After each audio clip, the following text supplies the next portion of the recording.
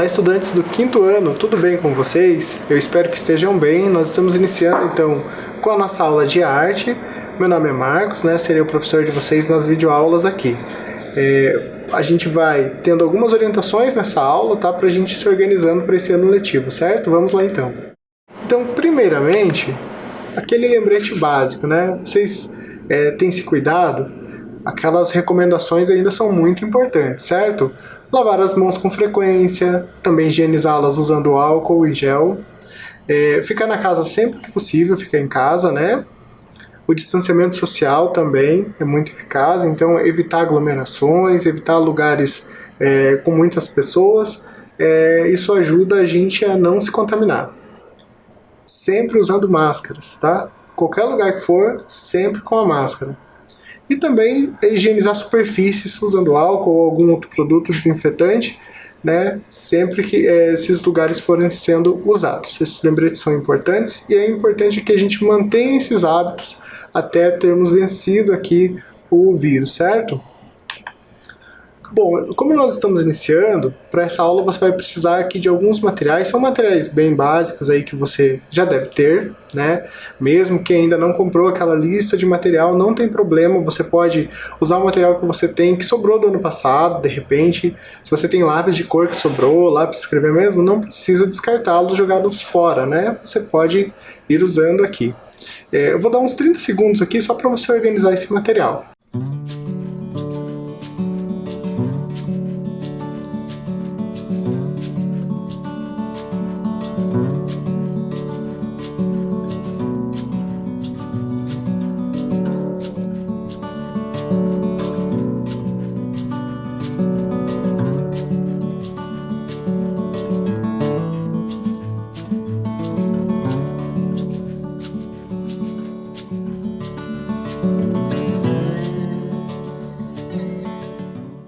Agora eu quero pedir para vocês pensarem no caderno de arte, mas não da forma usual do caderno de arte. Normalmente a gente, inclusive, não indica que usemos o caderno de arte porque a disciplina trabalha com muitas outras coisas e o caderno às vezes não dá conta de ficarmos utilizando ele para avaliar todas as coisas que fazemos em arte. O caderno serve mais como um registro. Sendo o caderno uma forma de registro, gostaria que você pensasse no caderno de arte como um diário de bordo. Normalmente artistas usam os diários de bordo, caderninhos de esboços, sketchbooks, para anotar ideias, para pensar coisas, para organizar o pensamento e às vezes também fazer desenho. Então eu quero te convidar que você faça do seu caderno de arte um diário de bordo para as nossas aulas. Você pode usá-lo em qualquer momento da aula, para anotar coisas, de repente para desenhar, para guardar algumas memórias, tá? Para usá-lo como registro e arquivar algumas coisas. Aqui no exemplo da imagem, nós temos o caderno do Leonardo da Vinci. Leonardo da Vinci, como vocês sabem, foi um importante artista renascentista. Então a gente vê ali algumas anotações e alguns desenhos. Isso tudo ajudava o Leonardo a organizar os seus pensamentos. Então eu vou deixar aqui um tempo para você organizar o seu caderno. Então, primeiramente, você vai colocar os seus dados de identificação no caderno. Coloque seu nome, a escola que você está e o seu ano. E você vai fazer na página 2 do seu caderno uma apresentação. Você vai dizer quem é você, o que você gosta de fazer. E também não esqueça de colocar a sua expectativa para esse ano. O que você espera desse ano letivo, o que você espera para a disciplina de arte. Então todas as suas expectativas você pode colocar também nesse momento. Eu vou te dar um tempo aqui para você fazer essas anotações, certo? Vamos lá então.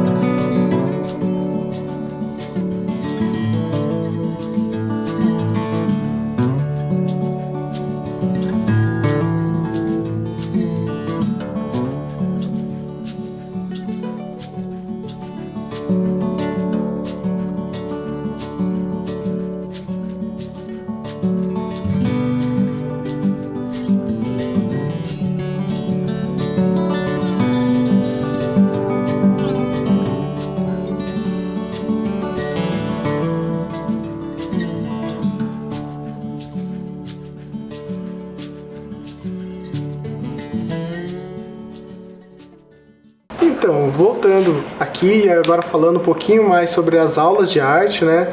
Como vocês sabem, as aulas de arte são compostas por 4 áreas, ou linguagens artísticas, né? Como chamam. As artes visuais, a música, a dança e o teatro. Então, ao longo do ano, nós veremos um pouco de cada uma dessas áreas, dessas linguagens, certo? E, na medida do possível, em alguns momentos, nós veremos elas combinadas, né? Que são as artes integradas. Artes visuais. A gente sempre começa com as artes visuais. O que são as artes visuais? É o estudo e a criação de tudo aquilo que é apreciado, analisado ou percebido pelo olhar de maneira criativa. Pode ser desenho, pintura, fotografia, gravura, instalação, escultura e por aí vai. Tem bastante coisa que tem a ver com as artes visuais. Bom, como a gente já está tratando das artes visuais, nesse início a gente vai ver um pouco mais de coisas relacionadas ao desenho, até por uma questão de material, né? Que o desenho permite que a gente faça com os materiais de um modo mais prático. A gente não precisa de muita elaboração. Normalmente o que a gente tiver à mão a gente já pode ir usando. Então eu vou propor o primeiro desenho desse ano. Eu vou pedir que aquela descrição que você fez na apresentação, dizendo quem é você, o que você gosta de fazer e até suas expectativas, que você colocasse agora em forma de desenho. Então você vai tentar, você pode pensar no autorretrato ou não, tá? O importante aqui é você tentar se definir por meio de um desenho. Vou te dar um tempo aqui para você tentar fazer isso. Vamos lá então.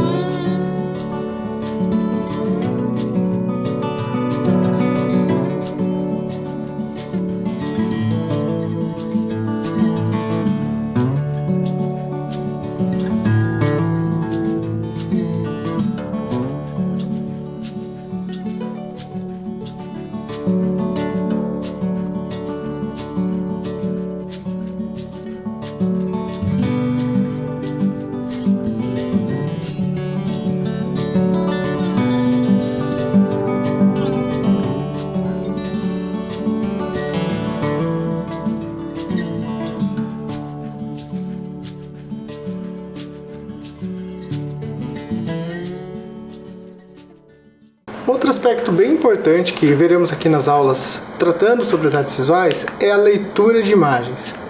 Você alguma vez já leu alguma imagem? Como assim? Eu tenho certeza que você já leu alguma imagem, porque o que acontece é que a característica da imagem é, ao olharmos para ela, nós já fazemos as nossas interpretações. E isso que é a leitura de imagem. Ela é uma forma de texto, né? É um texto gráfico, é visual. Ela não usa, como a linguagem escrita, as palavras, as letras, mas ela também tem os seus elementos fundamentais. Então a gente vai pensar um pouquinho sobre esses elementos aqui nas nossas primeiras aulas, certo? Para facilitar um pouco esse exercício, eu trouxe uma imagem aqui. Observe alguns segundos essa imagem.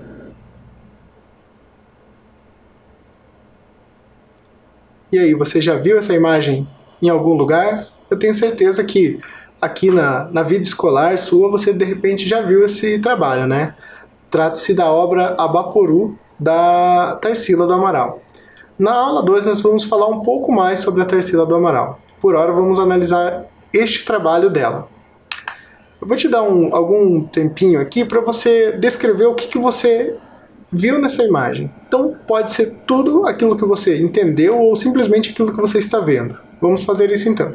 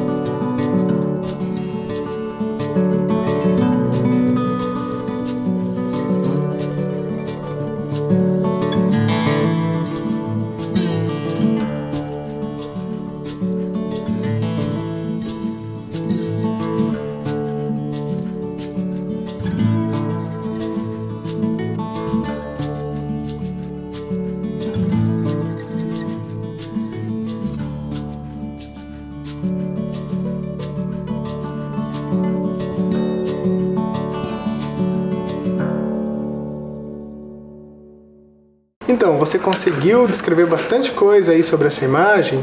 Eu sei que no início é mais difícil, né? A gente não sabe muito bem como fazer essa descrição. Mas eu vou ajudando aqui para a gente ir desenvolvendo esse repertório, ou seja, a gente vai tendo essa base para conseguir nos trabalhos futuros fazer essa descrição mais fácil, essa leitura mais fácil. Então, ao observar essa imagem, quantas informações você conseguiu relacionar a ela? Então, a gente pode começar com as coisas mais básicas. Quantos elementos tem na imagem? Tem ali um gramado, tem uma figura, né? Tem ali um vegetal, um cactus, um sol, além do fundo, é lógico. Quais elementos da linguagem visual estão mais evidentes? Ah, mas quais são esses elementos da linguagem visual? Então, quando a gente pensa no ponto, na linha, na forma, na textura, na cor, todos esses são elementos da linguagem visual. Então, vocês aqui, eu tenho certeza que também ao longo da trajetória escolar de vocês, vocês já viram vários desses elementos, às vezes em atividades, né? Aqui e ali, que trabalhavam um ponto, às vezes trabalhando a linha, só a forma. Então, o que quer dizer? Você já conhece esses elementos, né? Normalmente a gente não relaciona. Então, quando a gente vê uma imagem, a ideia é que você comece sempre relacionando a esses elementos. Então, partindo disso, a gente já pode fazer uma descrição ali de que cores estão presentes na imagem, que tipo de linha a artista usou, que tipo de formas predominam e assim por diante. Aproveitando aqui, falando um pouco melhor sobre a forma, né? Hoje o elemento que a gente vai trabalhar um pouquinho aqui é a forma. Então, o que é a forma? Formato, configuração ou características das coisas, estruturação das partes. A forma é um contorno realizado pelas linhas, podendo ser simples, como um círculo, um quadrado, assim como ser um desenho mais complexo. Então, ali embaixo a gente tem várias formas distintas, correto? Pode ser geométrica ou orgânica. As primeiras formas ali, o círculo, o triângulo e o quadrado, são formas geométricas, né? São formas produzidas pelo homem. As demais silhuetas que a gente vê, as demais formas, são formas orgânicas, porque elas são formas mais complexas, né? Elas normalmente aparecem na natureza de modo não artificial, elas são mais naturais, originais. Então, essa diferenciação básica entre as formas. Pensando agora no contrário da forma, que é o deformar, ou melhor, não é bem o contrário, mas é um trabalho que a gente faz com a forma, né? Mudar ou desfazer-se a forma ou aspecto original. Descaracterizar e desfigurar. Por que eu estou falando sobre isso? Se a gente for observar a pintura do Abaporu, ela apresenta uma deformação, né? E é um pouco sobre isso essa nossa atividade de agora. Você vai desenhar algo, pode ser uma coisa simples, um objeto, né? Uma pessoa, um animal, alguma coisa assim, mas você vai se ater ao contorno, à forma, tentando deixar ele o mais próximo possível da forma original. Depois, num outro momento, na outra folha, você vai fazer o mesmo objeto tentando deformá-lo, né? Como acontece aqui com a figura do Abaporu, né? Que a gente tem uma figura humana ali, mas ela está totalmente deformada. Então, vocês vão tentar fazer uma forma primeiro, original, mais próximo do real, e depois deformá-la, tá bom? Vamos lá então, vou te dar um tempo aqui.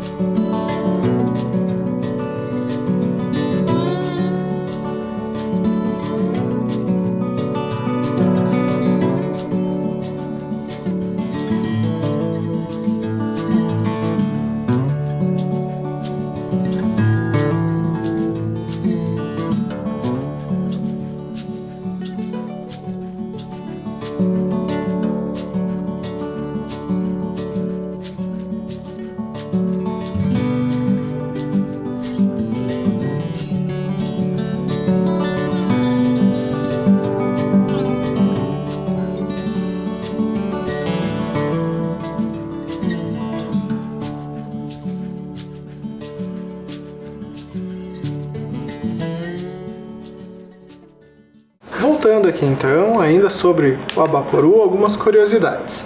O Abaporu foi feito em 1928 pela Tarsila do Amaral e ela deu de presente ao seu marido naquela ocasião, que era o Oswald de Andrade, que é um importante escritor também da nossa cultura, né? Ela fez essa obra então para impressioná-lo e ele, muito empolgado, disse que era o melhor quadro que ela já tinha feito. Eles batizaram o quadro com as palavras indígenas Aba, que significa homem, e Poru, que significa homem que come carne humana.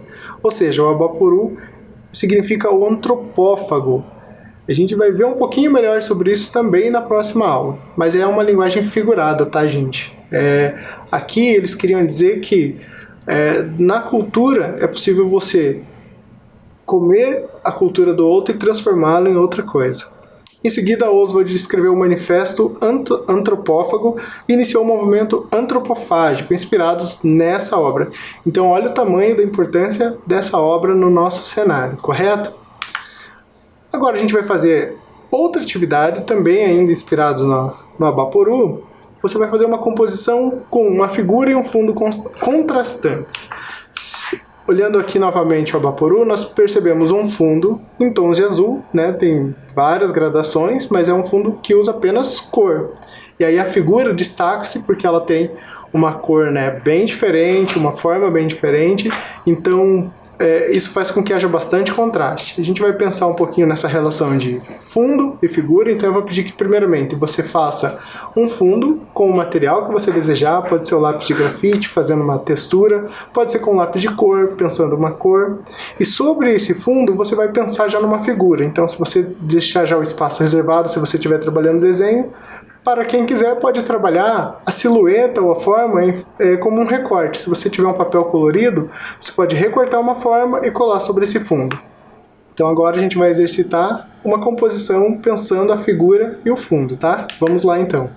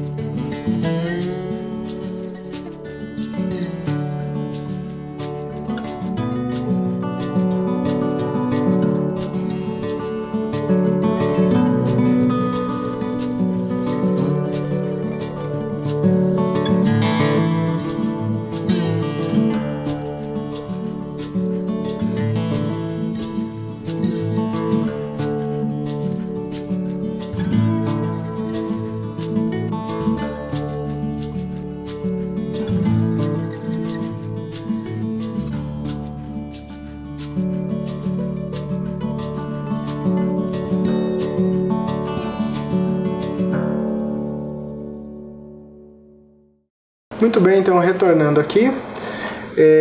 Na aula de hoje, então, só relembrando, nós pensamos na ideia de tentar criar um diário de bordo, né? Eu espero que você aceite essa sugestão, tá? Você pode registrar todas as coisas que a gente vê na aula e outras coisas que você pensar durante a aula, tá bom? Nós também vimos aqui a obra O Abaporu e fizemos uma leitura de imagem sobre ela.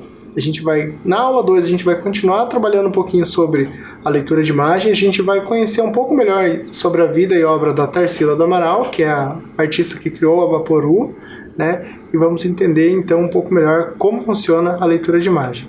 Por hoje é isso então, gente. Agradeço e até a próxima.